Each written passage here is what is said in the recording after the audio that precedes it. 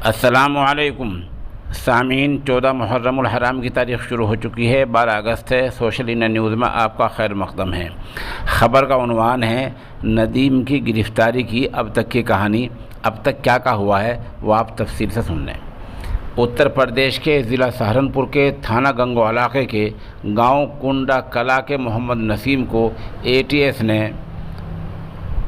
2 दिन पहले गिरफ़्तार किया है और कहा है कि नदीम नूपुर शर्मा पर हमले की तैयारी कर रहा था। बता ये भी गया है कि नदीम का एक भाई भी ATS की हिरासत में है। नदीम को जैश मोहम्मद की तरफ से यही निशाना दिया गया था। ATS का कहना है कि पूछताछ में नदीम ने बताया कि उसको जैश मोहम्मद की तरफ से नूपुर शर्मा को कत्ल करने की हिदायत दी गई थी।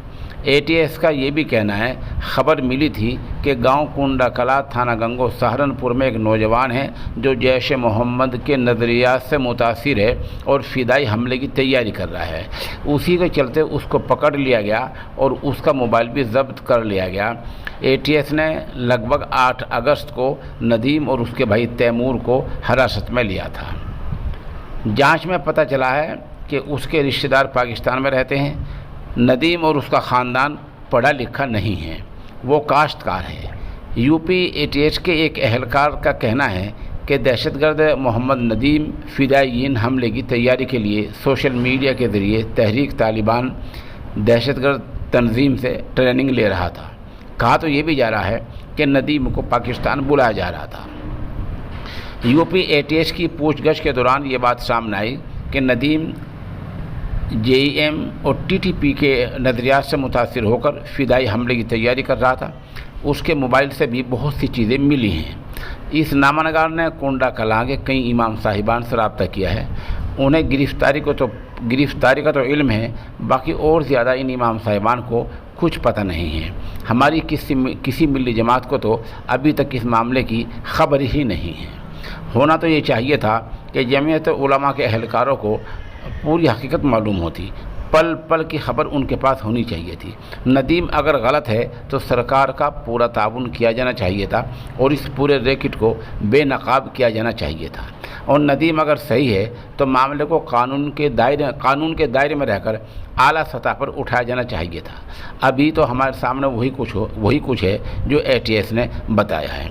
बहरहाल हमारा मानना ये है कि मिली जमातों को ऐसे मामलों, ऐसे वक्त में और ऐसे मामले के वक्त में, ऐसे आड़े वक्त में, ऐसे परेशानी के वक्त में मुतहर्रिक होना चाहिए। सरकार सही काम कर रही है तो उसका ताउन करना चाहिए। पुलिस सही काम कर रही है तो उसकी मदद करनी चाहिए और पुलिस का साथ देना चाहिए।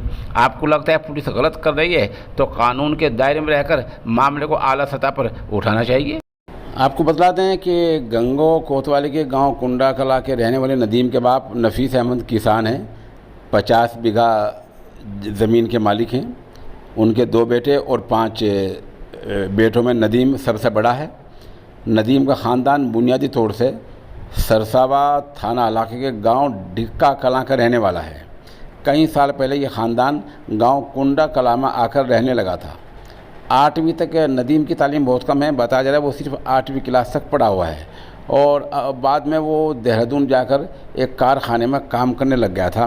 बताया जाता है कि देहरादून में रहते हुए ही नदीम कुछ कश्मीरी नौजवानों के राब्ते में आया था। बहरहाल नदीम की ATS के ज़रिए गिरफ़्तारी से ख़ानदान वाले और गांव वाले हैरान हैं और उन्हें यकीन नहीं आ रहा है। उसके वालिद साहब का कहना है मैं हैरान हूँ, मैं तो अनपढ़ हूँ, कम पढ़ा लिखा हूँ, मैं पढ़ा हुआ नहीं हूँ, लेकिन मुझे पता ही नहीं कि मेरा बेटा क्या करता था। ये तो पता है कि मोबाइल पर बात करता रहता था, लेकिन मैं ज़्यादा नहीं जानता। हाँ, मेरा बेटा देर रात तक मोबाइल पर बातें करता था। उधर गांव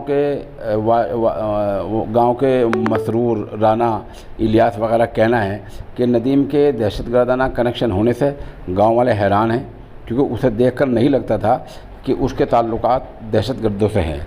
बहरहाल गाँव वालों के अभी तक यही बयानात आए हैं और इतनी ही बातें हमारे सामने आई हैं। आप हमारे साथ बने रहें। मामले में कुछ अपडेट होता है तो हम आपको उससे मुत्तला करेंगे।